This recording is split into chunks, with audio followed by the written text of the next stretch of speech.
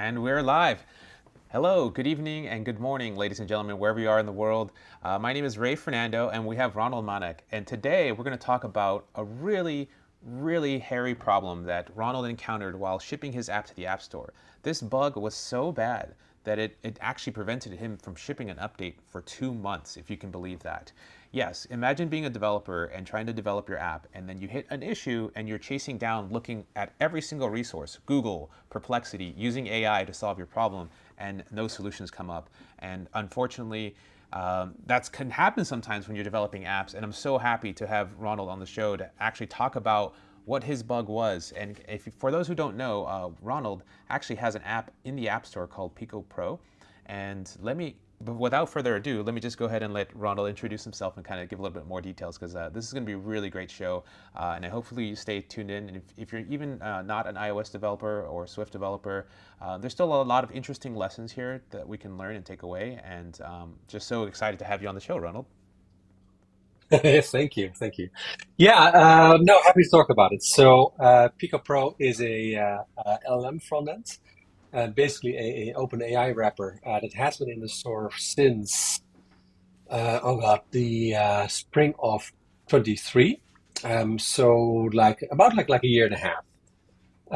So we talked about it a little bit earlier, like in the previous episode as well. That's how we got to know each other actually, back in December when the app got hacked badly, and I had to take the app off from the App Store. So the app was actually doing really well before the hack, and after the hack, a lot of like bad things happened. So the it all kind of started with like, this is a topic that we discussed like in the previous episodes as well, right? The AI tools, the frameworks that are available for Swift. I'm talking specifically like for AI tools, is pretty minimal. And the ones that are out there are often not updated enough. It's just somehow it seems to be like a forgotten language when we talk about AI and ML. Unfortunately. And I have some ideas, by the way, to fix that, and I'd love to Mm, talk about that as well later in this episode. cool. But for now, yeah, it is it ML, AI, and Swift is an issue as of now. So the first issue that I ran into, and this is again something we discussed in the previous episode, is that if you want to hide your API key, uh, you don't want to have your API key in the app, obviously, because if somebody like it's very pretty easy to just get the API app from the executable and then use it for your own purposes without that with the developer of the app paying for your usage as a hacker. Hmm. I had a different approach where I hit the API key in iCloud, and every time a call was made, I would check if the user would have like a valid subscription. Pull the API key from iCloud, and then insert it into the call. It's a little bit safer, but it's pretty easy to do a man-in-the-middle attack. And that is what happened to me back in December. So Mm, it turned out that there aren't really many options, at least back then, for proxy servers, because that's the solution. If you want to like hide your key, just I place see. your key in AWS and have your app log in and authenticate with the reverse proxy server on AWS or something, and then from AWS make the call to OpenAI. Mm, Um, I experimented with that actually in 2023 before I got hacked, because that was obviously the choice that's way safer. hmm. However, there was an issue with AWS being cutting off my calls if they took longer than 30 seconds to get a response from OpenAI. Mm, That is a hard-coded like limitations from AWS, 30 minutes timeout. You cannot Hmm. change that. It's horrible. So what I learned is that um, by the way, I see the screen is you only here for now. Is that what we're broadcasting, or I is think right that now it's am I currently not showing a seeing? split screen. Um, Oh, okay. So I and don't see the then split screen. maybe, That's awesome. That's good. okay. So I don't see what the people are seeing, by the way. Oh, okay. Ah, interesting. Um, I'm not sure Are if we I in can preview change mode? that in the app. Let's see, back I to night have mode. no idea. I do see that we're on the air, but I Yep. don't see the Mm, what users are seeing. Anyway, mm, so the I did embedded that project like a mm, Swift server based proxy server for AWS mm, because at that time GPT-4 was just announced, was just launched. mm, And it was so slow in the beginning. I'm not sure if people remember that, but GPT-4 was extremely slow in the beginning. So we're talking mm, about when was that? March of 2023, I think. mm, After that, they launched GPT-4 Turbo. They launched GPT-4o, of course, recently. But the original GPT-4 was extremely slow. mm, So the proxy server didn't go anywhere because AWS would time out half of the time, or maybe 15% of the time. Way too high to put it into production. So I abandoned that idea. mm, Fast forward to now, I created my own proxy server that I launched back in, I think, January. It's mm, open source, everybody can use it. It's called Pico Proxy, and you can find it on GitHub under the organization called Pico MLX. And while we talk, I will just share the link proxy. Let me see mm. if I can find it while I talk. Pico AI proxy. Here we go. I'll just text it to you, Ray, so you can share it if you want to. Cool. So I'm this is trying a to free resync your audio reverse here, proxy but server. cool. Oh, okay. So this is a free reverse proxy server for anybody who wants to avoid like their API key getting hacked and has like an iOS or Mac OS OpenAI app. This doesn't work well with Android or like Windows client apps. It's not meant for that, but if you're into Mm, iOS and macOS, this is super easy to use because it's built in Swift. So if you want to change things in it, you can easily do that if you're a Swift developer, and it works pretty well. And again, it's free, it's open source, everybody can use it. There is an alternative since a few months, and I have to check what is the alternative. It's AI proxy, mm, and I'll also will send you that link. And AI mm, proxy is not free.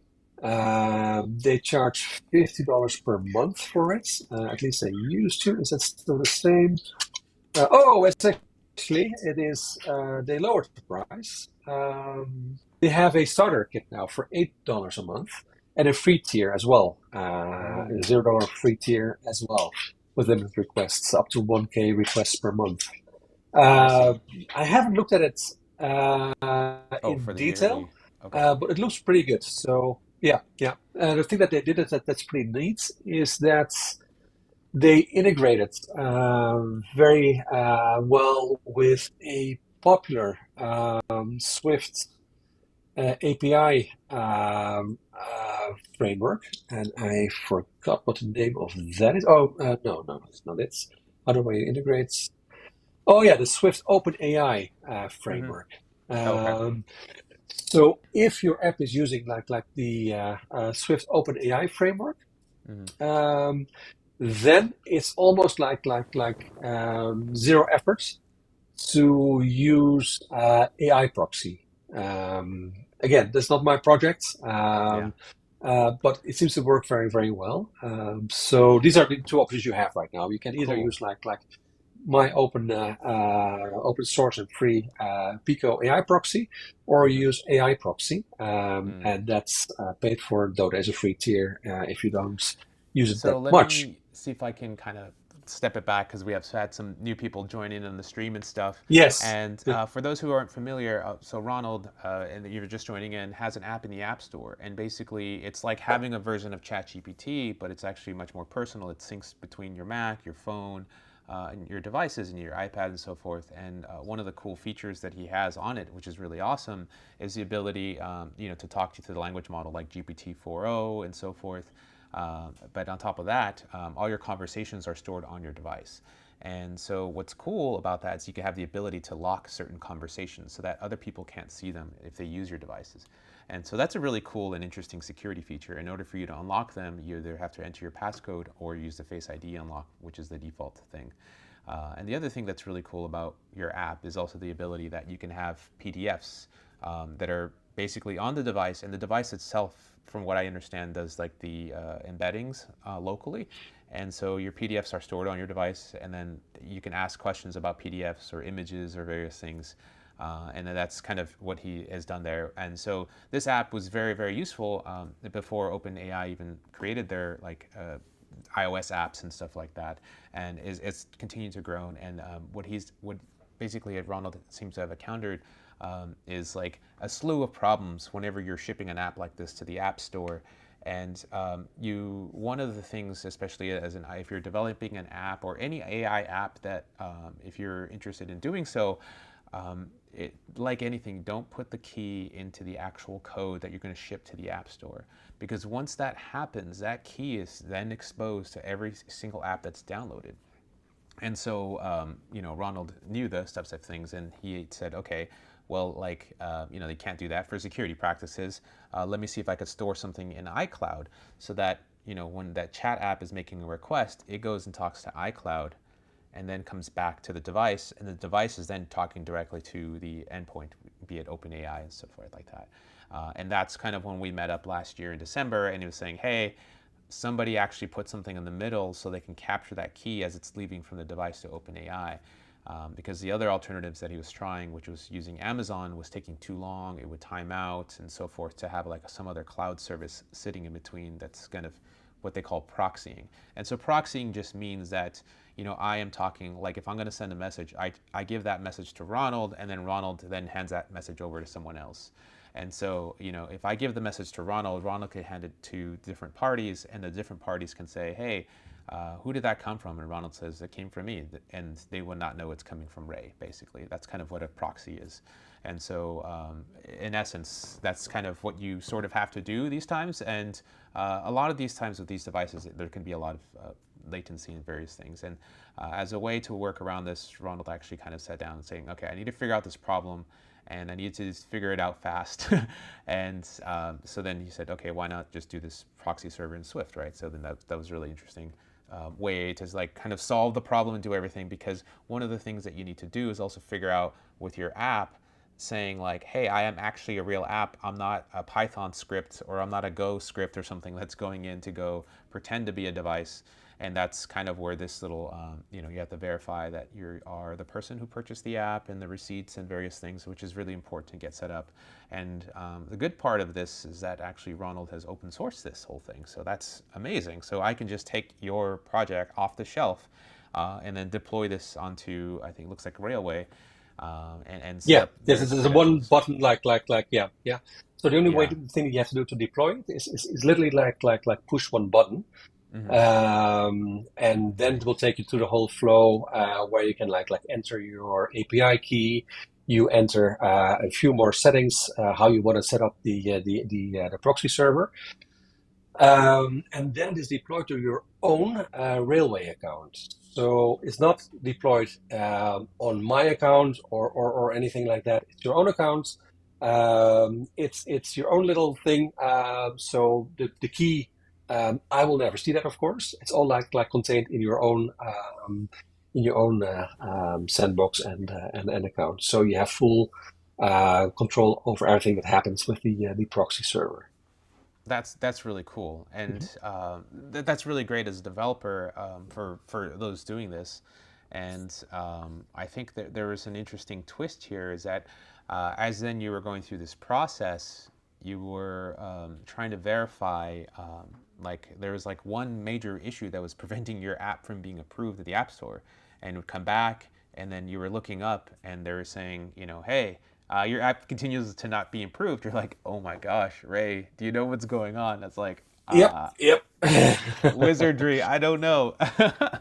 I'm Oh, not smart I mean, enough. this was a horrible bug to find out what was going on, to be honest. So, um, to give you the kind of a backstory, so if you have a reverse proxy server like in the middle to secure your AI API key, there has to be a way, obviously, to authenticate your users, so that you cannot have. I mean, you cannot have like everybody call the your own proxy server from a, I don't know, a web app, a different like clients, because then you would have the same problem. Like people who don't pay will use your API key to excuse me, to call OpenAI.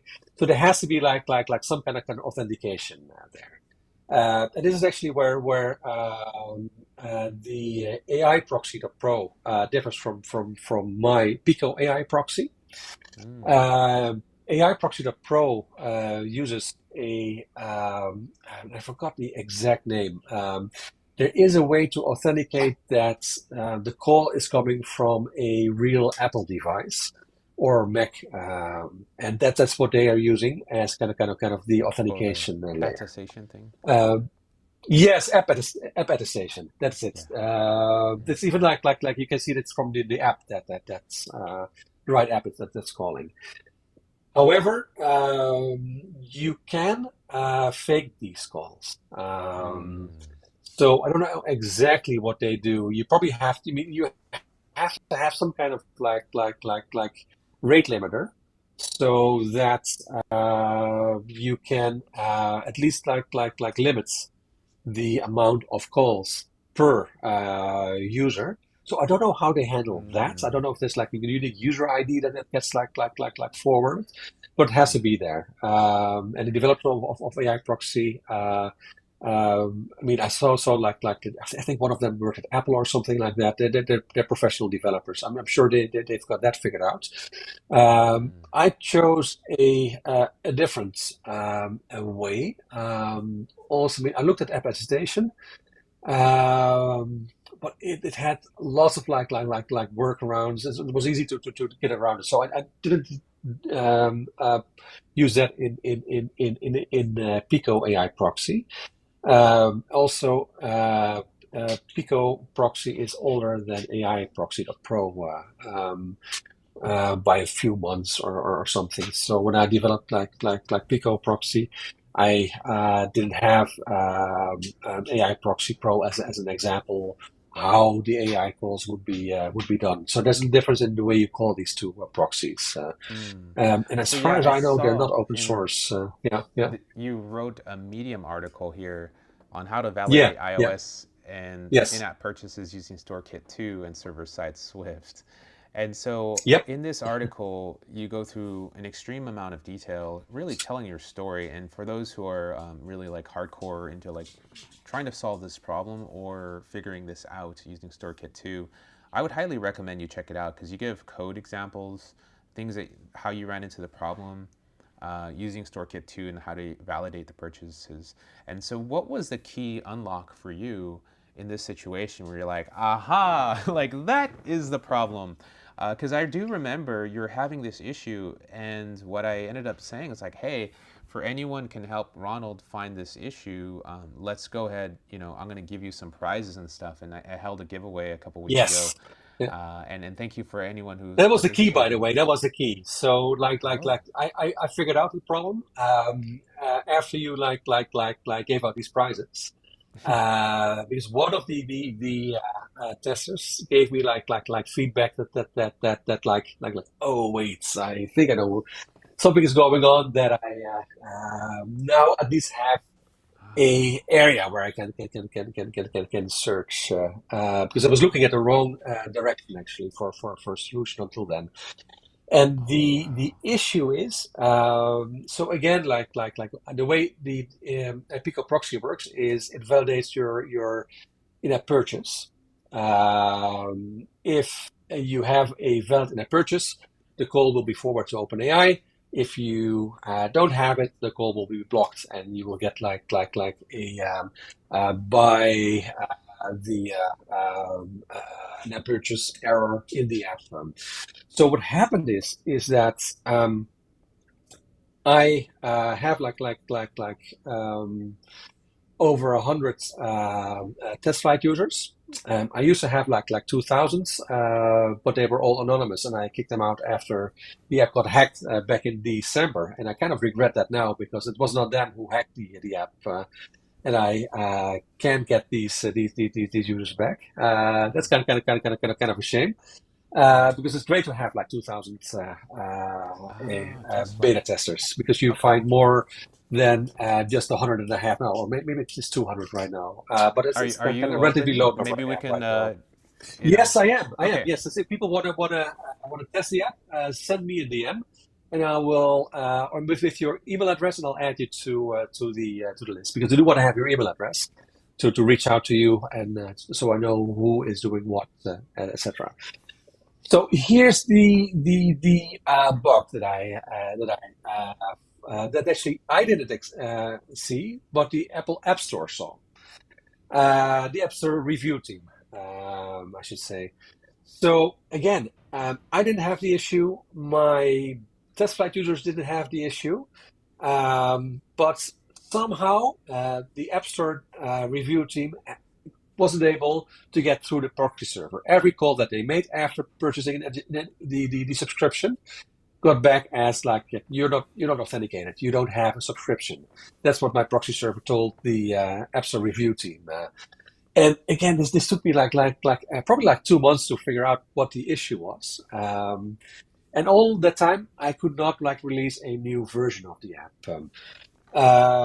And I wasn't able to reproduce the error because in my setting, and I asked my test flight users, hey guys, do you have the issue? Nope, nobody had that issue. All just downloaded a new version of the app, made it in a purchase, and it worked flawlessly. Wow. And I figured it out, and so this is the interesting thing. So it wasn't just having more users, but the trick is to have like new users, at a regular basis. So Mm. the way I figured out where the issue was eventually was because of the new users, test flight users I got through your basically gamification of like getting more test flight users. Because here's what happened. So the new test flight users did exactly what I did, what my existing test flight users did, and exactly what Apple, the review team, did. They downloaded the app, uh, made it in a purchase for a subscription, and then tried to ask a question in Pico. Unlike what I was experiencing and what my existing test flight users were experiencing, they, just like the Apple review team, were not able to get any answer back. The app would say, no, you don't have a subscription. They would get the same error as the App Store review team had. And that drove me completely insane at that point. Like, oh no, no, no, no, no, no, not this is crazy because like it can't be that every person buying the app would have that issue. That's just impossible. Uh, so this happened like I think you did it like towards the evening. So I got all these new users towards the evening. So I went to bed. And when I woke up, I had a message from one of the new test flight users, Elliot, who said, "Hey, you know what? It didn't work last night, but I kept trying it during the night, and at 3 a.m. suddenly the app started working for me."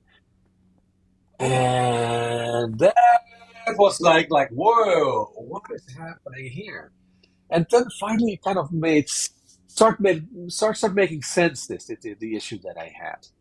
So Wow. apparently, there was like a delay between the in-app purchase and the proxy server recognizing that there was like a purchase made.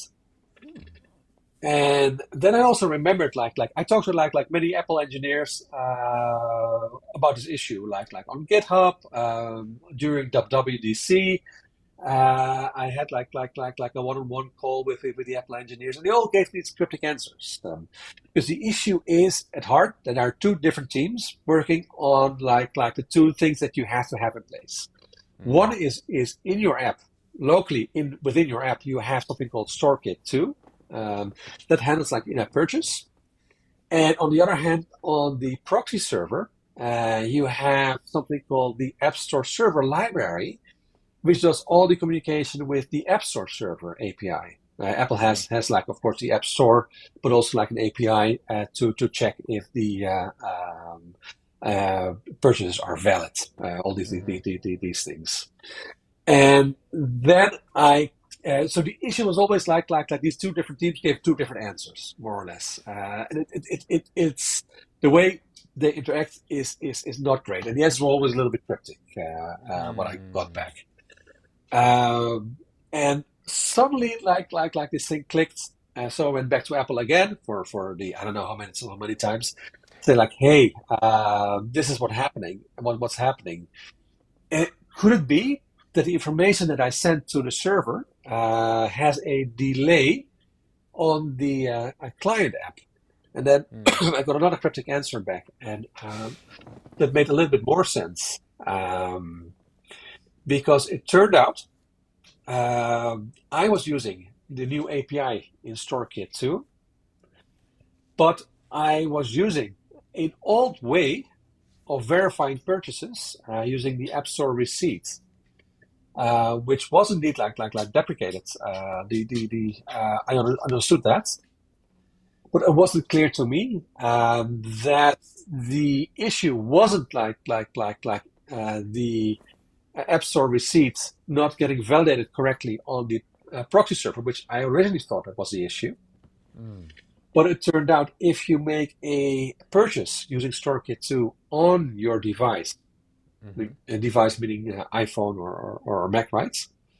The receipt isn't updated instantly anymore. And I say anymore because it used to be updated like instantly. So the receipt is the App Store receipt is like this file that lives on your iPhone and Mac that contains like all the purchases that you make within your app. So that's what you used to send to a server, and then the server would send that receipt to the Apple App Store, and the Apple App Mm-hmm. Store would say like, "Yep, this receipt is valid," and indeed Mm. these are the transactions that I found that the user currently has, Mm. and with that you could grant the user access. Got it. However, even though the App Store server library had all the tools available to parse the receipt and make the call to the App Store server, apparently it's not what you should use. And the thing is, if you Google it, every blog post will say, "Yep, you have the App Store receipts. Just send it. Yes, it's deprecated, but it still works." Oh. Oh, But wow. yeah, that wasn't exactly correct anymore. So in That summary, real information. quick, you just have StoreKit 2, which lives on the client side, which is on your device, which Correct. is like the one Hmm. you go and say, I'm going to make a purchase. StoreKit 2 generates like a manifest of some sort that it then sends over using the App Store Server API, which is a different library, to then go talk to the App Store, which then brings back and saying, hey, yeah, here's a bunch of transactions. And then it's up to you on the device side with your own code to figure out, okay, is this the transaction I'm looking for type of thing. And there was Yes, somehow, exactly.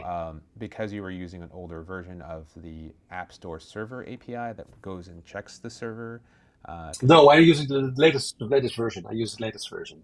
Yeah, oh, yeah. okay, okay, okay, The issue was the on the client side, okay, so that the App Store receipt doesn't get updated instantly after you make a purchase using App Store StoreKit 2. got it. Previously, the App Ah, Store receipt would update automatically, like instantly, but it doesn't do that anymore because they deprecated the App Store receipt.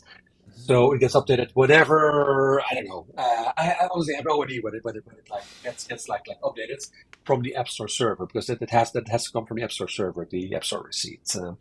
So somehow ah. there's a delay. Delay Got it. is less than 3 hours apparently, because my test flight user Elliot found like he couldn't log in around midnight, and at 3 a.m. he was able to log in after all. So, Wow. So but how of do you make it course, if instant now? What was the secret sauce then that you do so, now the to? secret sauce is you don't use the in-app purchase, the App Store receipt at all. So what So if you happens Google right is now and you see App Store receipt, that's deprecated. don't Don't use it. use it. Don't use it. Yes, Absolutely don't no. use it. No. Like if you Yep, pick up yep, one thing from this yep. entire show, it's like don't use the App Store receipt. That's deprecated. Like, you know, Exactly. Yeah, yeah, yeah, okay. yeah. So what you do have to do, so Detailed in once you your make the blog post purchase, on Medium if you, for those right. Yes. yes, yeah, yeah, yeah, yeah, yeah, yeah. Yeah, the thing is so you have to do something, and this is also like a thing that's not clear, because all the example code that Apple gives you from WWDC, how to use store kits, does not use this, and that makes it like even like trickier.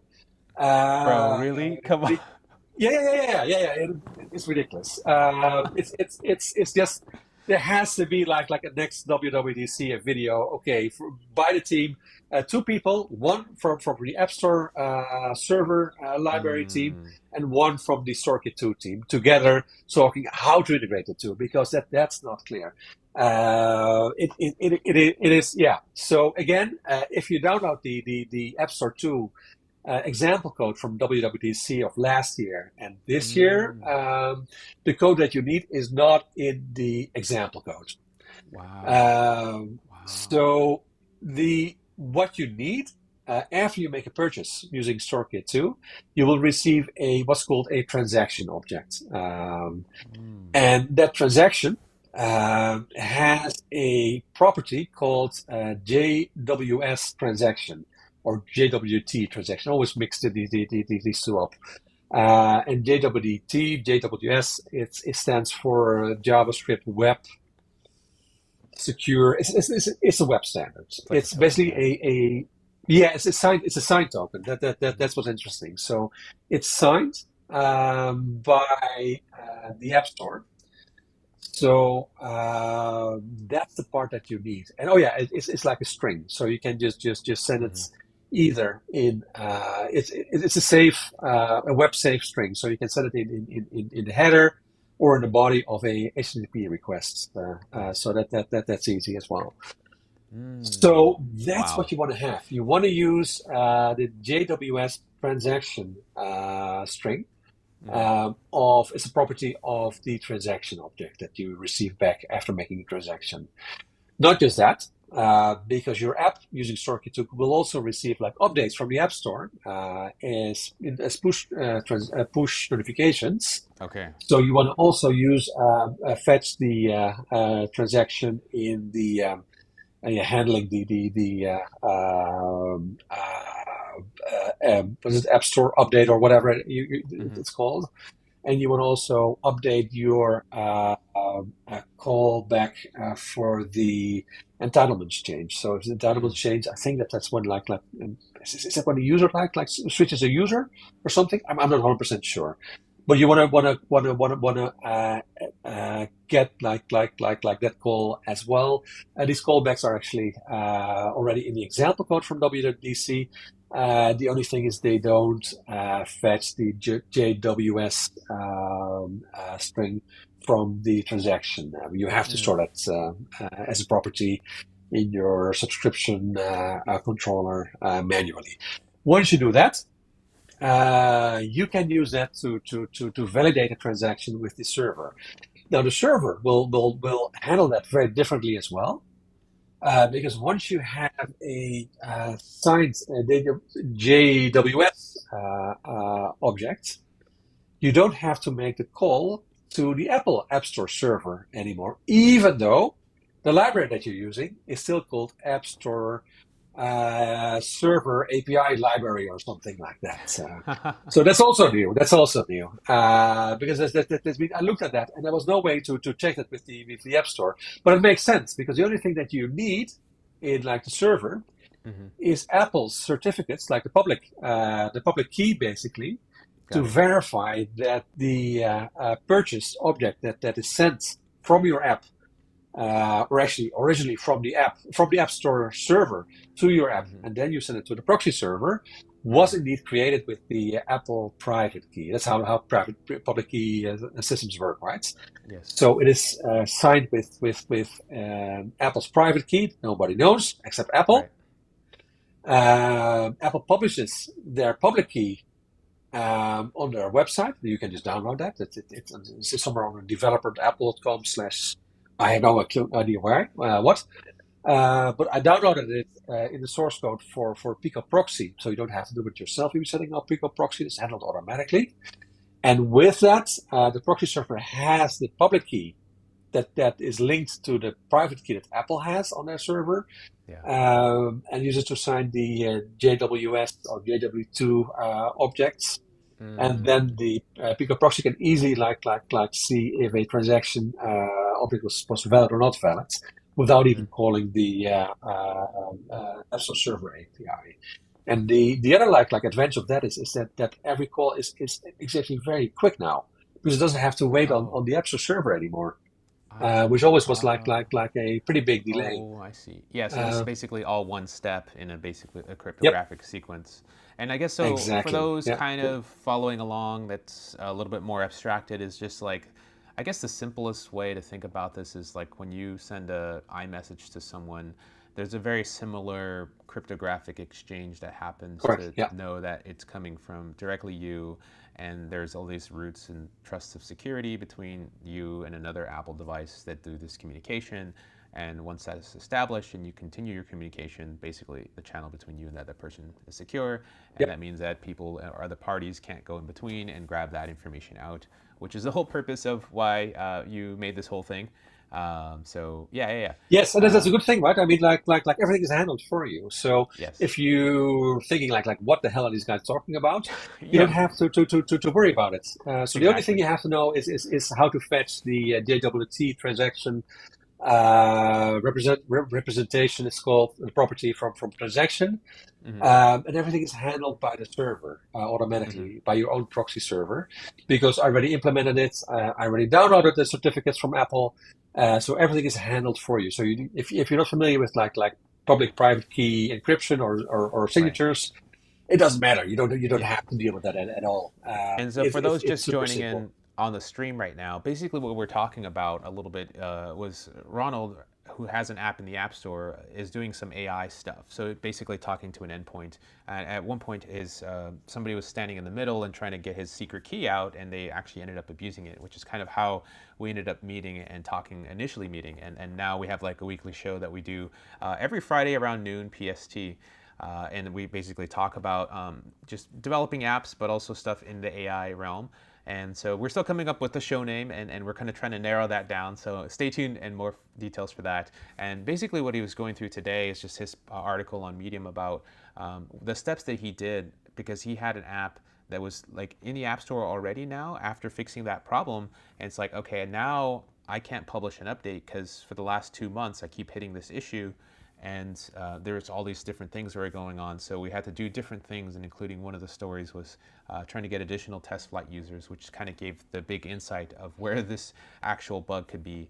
And it turns out there's a specific bug because if you're using something that's deprecated, which everyone recommends to use online, it's actually not the path that you should be going through. So in the detailed article there on Medium, if you get a chance to check it out, he actually gives the examples and what you should be doing. And it basically kind of the newer method is much faster and more instantaneous. And we're also looking, it looks like Ronald's looking for test flight users for his app called Pico. And so Pico Pro, and basically what's nice about it is that you can create it's like your own version of ChatGPT. And so you can have chats, like who is Cleopatra, and do those types of things, and it gives you the results instantly. And this is on my Mac, on the connection. I'm streaming this live. And what's great about this is you can also lock out a conversation. So you hit lock conversation, And as soon as you do that, you just put your password, or in this case, my Touch ID, and so the conversation is locked. So that if somebody is using your machine, or you have multiple people who use your machine, they can't get to the conversation unless they have access and know your passcode and so forth like that. But so yeah, Ronald is currently looking for test flight users, and if you're one of them, and you're definitely send a DM to Ronald at Ronald Mannak, and he's basically, you can find him on X. And so on X, he's very discoverable. I think your DMs are open and everything, so people could just send you a DM. Yeah, this And should be it open. sounds, Yes. Yeah. Yeah. yeah, Hmm. and all he needs is just an email address, and that'll send you a test flight link for the invite, because he's currently looking for test flight users. And that's basically how, through your participation as well in this community, have been able to help, Ronald and other developers like this. And we like to bring on other developers onto our show every week on Friday to talk about, AI, the industry. And like last week, we had Vatsal Manat, who has his own AI startup, as well as Billy. And Billy is actually wrote this Neuron framework. And, it's really From interesting how, scratch, like an from, AI framework from scratch. That is yeah, Vatsal basically has coined him the amazing. Andre Yeah. Kaparthi of Swift for Oh, like did he? ML. Yeah, yeah, yeah. No, because that's actually why Vatsal started his own AI startup based off of Billy's work. And so we had both those guys That's on, so and we amazing. also Yeah. had Yeah. Yeah. the MLX king, Prince Kanuma, and he was also on as well, talking about how he's doing all this stuff with like MLX. So we've had these really lively discussions, and they're now friends of our show. And before that, we're at the AI Engineering Conference, where we talked with Chris Latner and what he's doing at Modular and his new programming language Mojo, and we're totally nerding out. And we also got to talk to some folks from Grok, including Rick Lammers, in which we talked more about like a little bit of the architecture and nerding out there. So if you want to nerd out, or want to go a little bit deeper, I think this is definitely the place to tune in. Every week, catch us every Friday at noonish. And if we stream both live on X and also on YouTube. So the handle there at RayFernando1337. And if you haven't had a chance to, also check out rayfernando.ai, because right now I'm trying to build a mailing list to let people know. We're going to actually officially launch like our show with the show name and an official domain URL. And so we'll be broadcasting there as well. So on my actual domain, just pop in your email there, and the email address, and then I'll send out an email saying, hey, we've come up and finalized the show name, and we'll be kind of launching our show through that YouTube channel, probably the Twitter and so forth. And that'll just be our way to connect with people and continue doing what we're doing, because it's just been really fun to show up every week and kind of stay up to date in the latest, but also connect with you and share. And people are very passionate about making apps and doing these things and sharing knowledge. This is kind of what our goal is here. So we're just really happy to do this type of stuff. Yeah. And Exactly. Yeah. Yeah. I think you had another thing you wanted to touch on that was Oh yeah, yeah, yeah. There's a couple of interesting things. So again, the test flight users really happy if they join. Would love to have more, because there are some issues with the app right now regarding the Swift UI and Swift data that are very tricky to solve. So I need more users to see if I can get like the UI that blocks during streaming, if I can fix that. That is for next week. But for long term, there are things, because the app has already like a few privacy features. As you mentioned, Pico Pro has the locking of discussions with your Touch ID or Face ID, which is awesome. The RAG, so basically like the PDFs. It's not just PDFs, by the way. It's also EPUBs, Excel sheets. You can basically like drop all kind of data documents in the app, and it will parse that. Is local, but the tokenization is still done on the server. mhm, But it does give you an idea like where this is going, and where it's mhm, going is basically I want to make Pico eventually like a local running tool, because the open source tools that are out there now, sorry, open source models that are out there, or open weight models, are getting better and better. So every week we see like new models coming out that are like mind blowing. even like vision models that's OpenAI launched not that long ago. Yeah. Now you have them already in open source. I mean, like Prince, one of our guests has his own vision model right now, MLX dash VLM, I think it's called Yes. MLX dash VLM. It's on GitHub.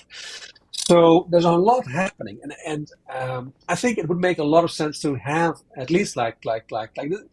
I don't think like open weights will or should replace closed source hosted models.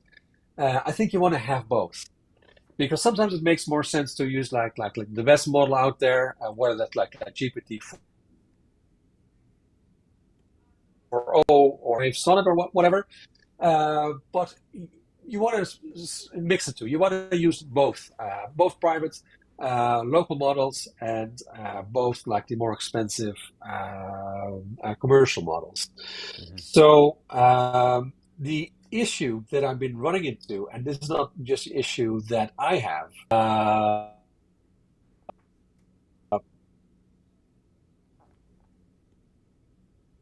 but a lot of people have in our previous episodes last week, who said yeah, I've been trying to learn Xcode and Swift purely so I can try and create a chatbot app for iPhone with MLX backends. And Ah. I do have to say it's been enormously difficult, not to mention the Hmm. docs aren't super helpful in that regard. Mm. And that's an issue that so many Swift developers who try MLX are running into, Hmm. that the tools aren't ready yet. I see. There are tools missing. The ones that are there miss features. Basically, there's like a lot of like blockages that prevent people from using MLX Swift or any like AI tool in Swift for that matter. And actually, it's something else we will probably going to talk about next week's episode when we have some very interesting guests here who actually won the AGI hackathon last week, which I'm super excited about to have them on the show. Because they also ran into the same issues with regarding MLX and Swift in the past. So I want to spend more time basically making sure that the tools that we have for Swift and MLX. And again, I mean, these tools can also be used for core ML. So the other framework that Apple has for for Swift and AI to make it actually work because there's too many like gaps, too many like blockages, too many issues right now with using Swift and AI. I mean, I've run into like dozens of them as we just talked about this episode with using Swift for an app that calls OpenAI. So basically just an OpenAI wrapper. There are even more issues if you want to use Swift with local models using MLX or Core ML for that matter. Hmm. So I wanted to spend time on fixing these issues so that Swift developers have an easier time using MLX or Core ML, and not running into to blocks and also make it easier because even if there weren't any like blockages for that prevent people from using Swift and AI locally, there's still the issue that MLX is not meant for developers who don't have an ML background. It's just pretty daunting to develop anything in MLX. Hmm. So for that, I want to finish a project that I started months ago but never finished, called Ooh. MLX Kit. Ah. And MLX Kit will be like a wrapper for that makes it easier.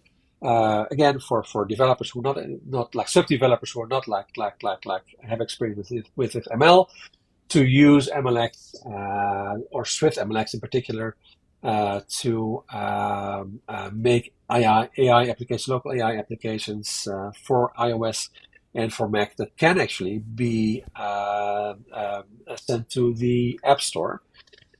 Because one of the issues we're having right now, MLX can be used very well with Python, Mm. but if you do that, you cannot have these apps in the App Store because, first of all, it doesn't work for iOS. Hmm. And also for macOS, you will probably break the how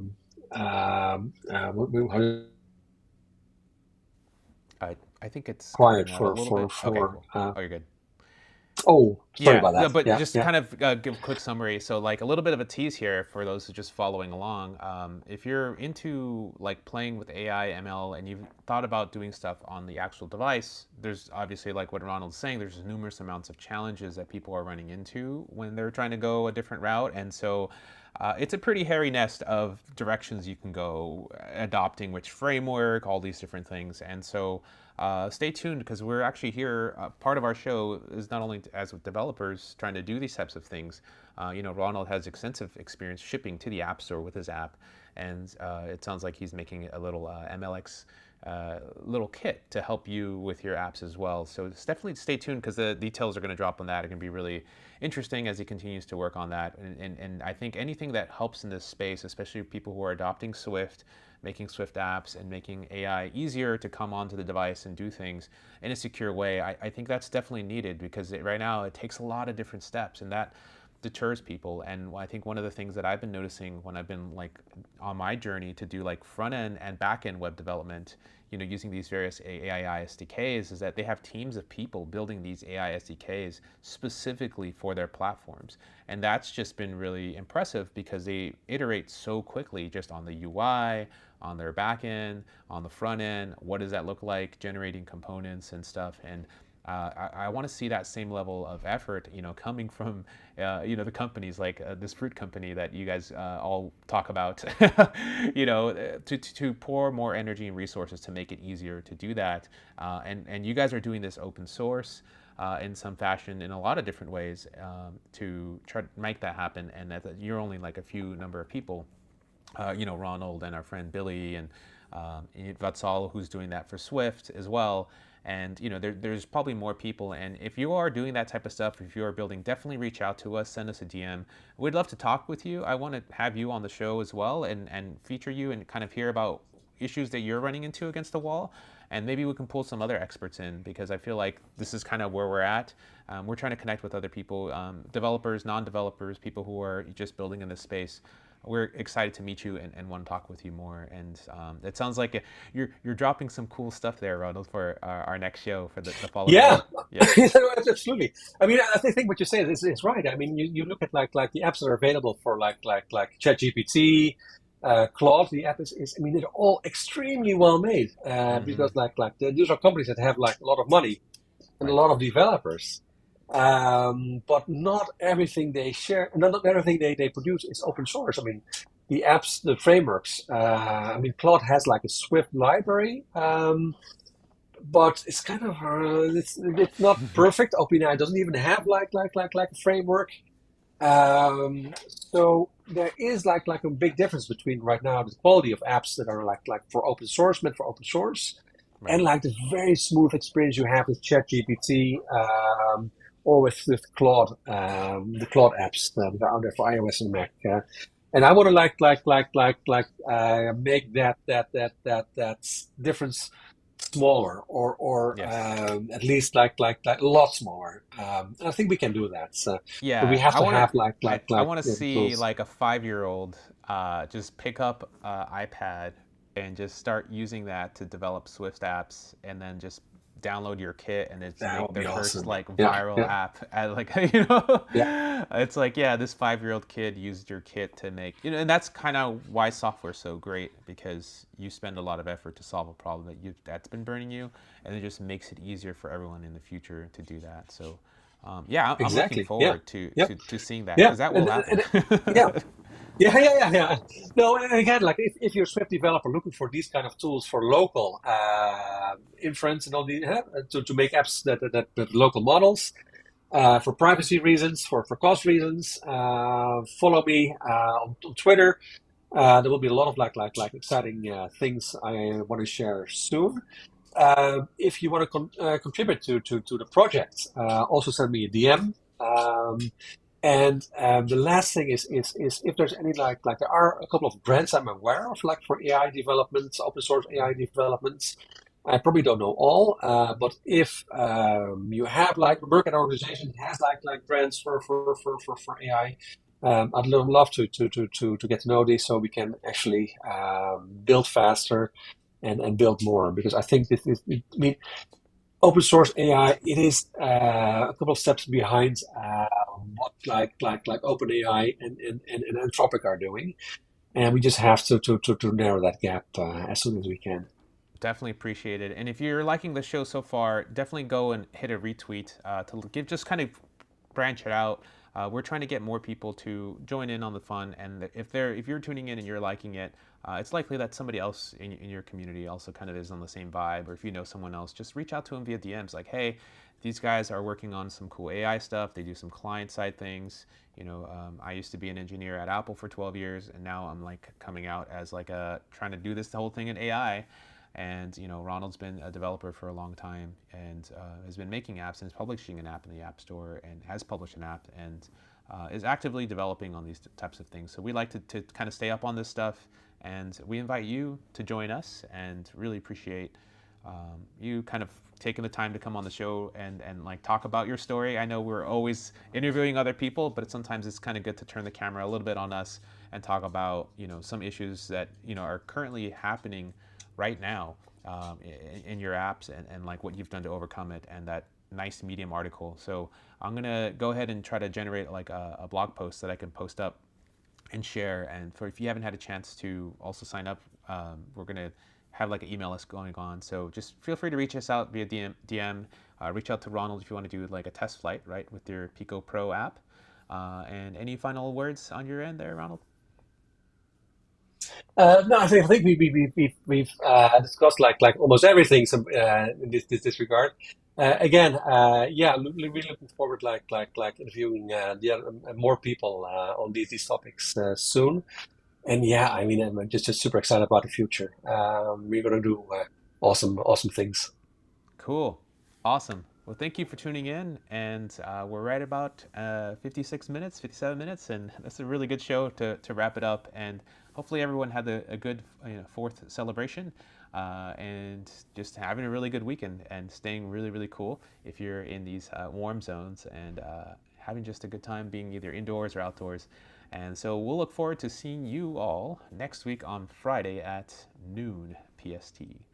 All right, take it easy. This is Ray Fernando, Ronald Mannak, and we'll see you next time. Peace, y'all.